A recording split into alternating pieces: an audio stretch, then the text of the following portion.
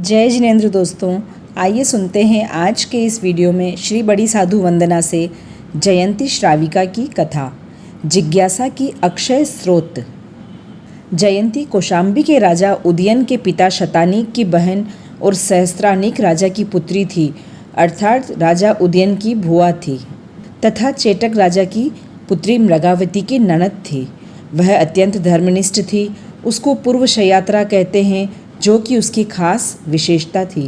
प्रभु महावीर के श्रावकों साधुओं को कौशाम्बी में पधारने पर सर्वप्रथम स्थान देने वाली यानी कि पूर्व शयात्रा के नाम से वे जानी जाती थी तथा श्रमणोपासिका थी। जयंती जीवादि तत्वों की ज्ञाता थी। जो भी स्वधर्मी श्रावक कौशाम्बी नगरी में आते, चाहे वह किसी भी काम से आते हों, वे उन्हें बुलाती, नहाने भोजन शयन की व्यवस्था करती, उनकी सेवा शुश्रूषा करती थी। सेवा से तो तीर्थंकर नाम गोत्र कर्म का उपार्जन होता है।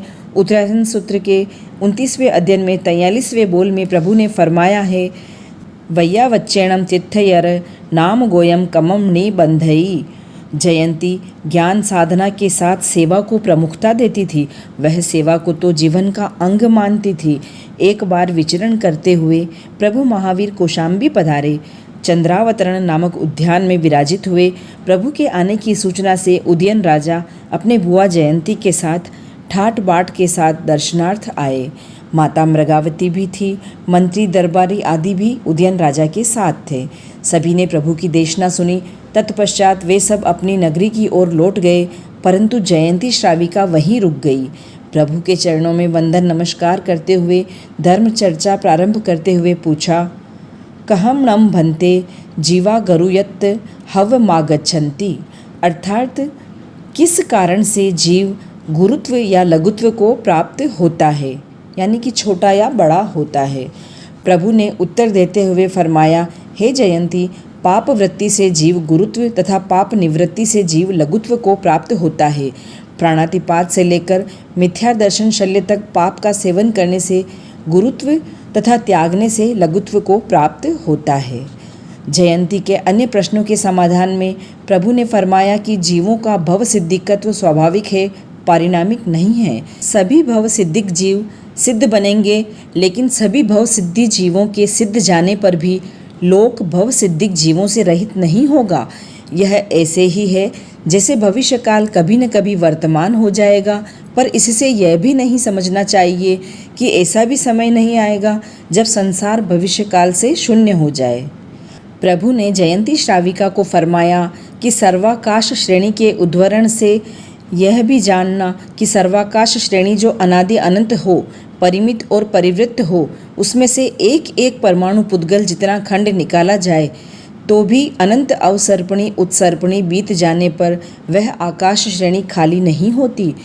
इसी प्रकार भव सिद्धिक जीवों के मोक्ष जाते रहने पर भी यह लोक भव सिद्धिक जीवों से खाली नहीं होगा। पुनः श्राविका की ओर से प्रश्न आता है, कौन श्रेष्ठ, सुप्त या जागृत, सबल या दुर्बल, दक्ष या आलसी आदि प्रश्नों के समाधान में प्रभु ने समाधान दिया, हे जयंती, कुछ का सोते रहना अच्छा है, कुछ का जागृत रहना, कुछ का सबल अच्छा है, कुछ का दुर्बल, कुछ का दक्ष, कुछ का आलसी।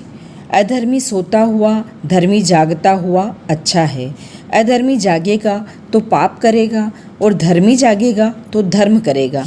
इस प्रकार जयंती सबल, निर्बलता, पापी और धर्मी पर आधारित है। दक्ष, उद्यमी, आलसी और प्रमादी। आलसी अगर जागेगा तो प्राणभूत जीवों को कष्ट देगा। धर्मी का दक्ष एवं उद्यमी होना अच्छा है, क्योंकि वह अपने को तथा औरों को धर्म में संयोजित करता है। उनकी दक्षता उद्यम ही श्रेष्ठ है। ऐसा आचार्य, उपाध्याय, तपस्वी, मुनि आदि की सेवा का लाभ निर्जरा रूप फल को देता है। इसी प्रकार जयंती श्राविका ने पांचों इंद्रियों के अधीन प्राणी आयुष्य को छोड़कर शेष सातों प्रकृतियां बांधते हैं। पूर्वबद्ध शिथिल बंधन को गाढ़ बंधन और लघु स्थिति को दीर्घ स्थिति कर देते हैं। उसी प्रकार कर्मों की स्थिति को बढ़ाकर चतुर्गति रूप संसार में भटका करते हैं। क्रोधादि कषायों का भी समाधान इसी प्रकार से उसने पाया। जयंती अति आनंदित होती है और प्रभु के चरणों में अर्ज करती है, भन्ते, मुझे प्रवर्जित करके भिक्षुणी संघ में मिला लीजिए। प्रभु ने जयंती को प्रवर्जित कर चंदनबाला की शिष्या बनाया। जयंती साध्वी ने दीर्घ श्रेष्ठ तप आराधना करके घातक अघातक कर्मों की निर्जरा की तथा सिद्ध बुद्ध और मुक्त बनी। तो ऐसी थी जयंती श्राविका। बंधुओं, आपको यह कथा कैसी लगी मुझे कमेंट बॉक्स में लिख के ज़रूर बताएं और मेरे चैनल को लाइक, शेयर और सब्सक्राइब करें। धन्यवाद। जय जिनेंद्र।